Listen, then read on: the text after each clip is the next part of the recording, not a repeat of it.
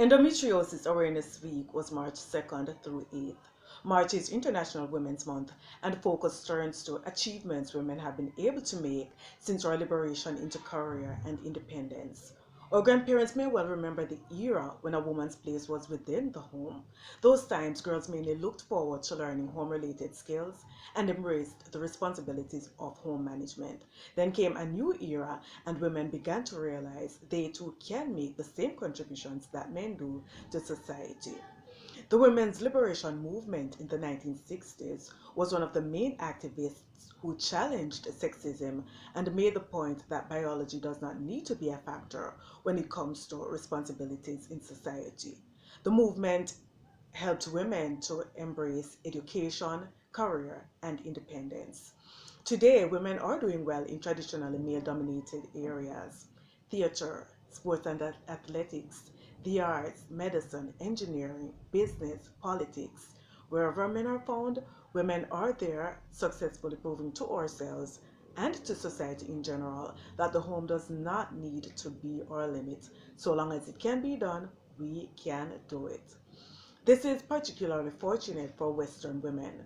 Women of Eastern cultures who are governed by restrictive standards are not as privileged. Their environment is one in which men are clearly in charge, they are responsible for women, they provide for and secure women, and a woman's place may never fall upon common ground with that of a man. Some Eastern women appreciate these standards and are satisfied with this way of life, but there are others who would certainly embrace the privileges of the liberated environment. What contributions could they make to society? What differences could they make in their personal lives? What are they missing while women from the other side of the world are movers and shakers in society? There is no telling whether the process of time could bring change to these conventions. Western women were in a better position to take action and turn their wishes into reality, having no submissive restrictions over them. And they are making strides. All the talents, all the abilities, and all the gifts that were given to men were not withheld from women. And so all the glory that men have won are there for women to win likewise. Hillary Clinton made history when she became the first woman to contend for the United States presidency. A mighty stride indeed. Generations of America's little girls will be inspired by Miss Clinton's legacy, and it will only be a matter of time till the great nation salutes its first lady president. Endometriosis Awareness Week was March 2nd through 8th. There are about 200 million women worldwide with endometriosis. In America, estimated at 1 in 10 women. The thing about endometriosis is its effects are often simply taken for menstrual discomfort effects, the bloating, nausea, vomiting. Women experience these effects along with cramps during menstruation, but they do occur with endometriosis. What exactly is endometriosis? Endometriosis is a condition where, during the menstrual cycle, menstrual tissue does not entirely pass out of the body. Instead, some of it passes to surrounding areas, creating complications for women. The menstrual tissue we shed each month is the lining of the uterus, the endometrium. The endometrium is what passes out the body.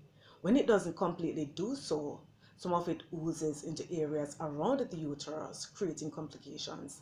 This is endometriosis. Endometriosis can happen at any age, so long as menstruation has started and menopause has not yet occurred, endometriosis can happen. When it does, the menstrual tissue attaches itself to the areas it passes into: the fallopian tubes, ovaries, the pelvis, the bladder, and bowel. In these areas, it behaves just as it normally would within the uterus. It thickens between periods and bleeds when the period starts. But the natural flow of things is for this tissue to leave the body.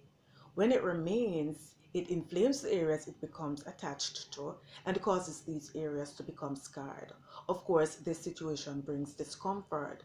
Women experience bloating, fatigue, constipation, nausea, and diarrhea when menstruating.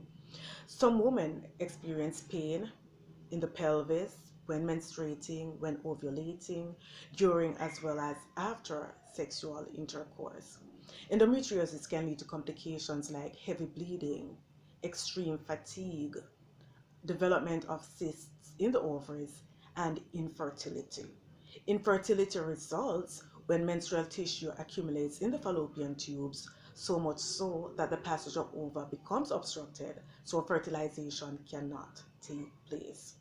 This is endometriosis, an inward flow of blood during its natural flow of the body in the menstrual cycle. There are a number of factors that can increase the risk for some women. Some of these factors are menstruation starting at an early age, menopause occurring late, endometriosis in close relatives, having a monthly cycle that is shorter than 27 days, not having children, experiencing medical conditions that interfere with the natural flow of blood from the body, abnormalities with the uterus, and alcohol abuse. These are some risk factors that can cause endometriosis to occur in women. How is the condition diagnosed? A woman experiences fatigue, heavy bleeding, pain. Her doctor can confirm endometriosis if scars or implants are present. Pelvic examination, ultrasound, and MRI help to detect the presence of scars behind the uterus and the presence of cysts and implants also. Treatment options for endometriosis depend on the stage of the condition as well as how much it has caused. Pain and nausea in the early stages can be treated over the counter, and drugs are available to help lower estrogen production and stop the period. No period, no endometriosis. Oral contraceptive and progesterone thin the endometrium. The endometrium does not build up, it does not become thick, no endometriosis to worry about. The only drawback would be the side effects that accompany the use of these drugs. In the advanced stages, surgery may become necessary to remove scar tissue and implants. In this case, it is best advised to have an experienced surgeon carry out the procedure. Sometimes the ovaries and uterus may need to be removed, and this is known to effectively stop endometriosis and the pain associated with it.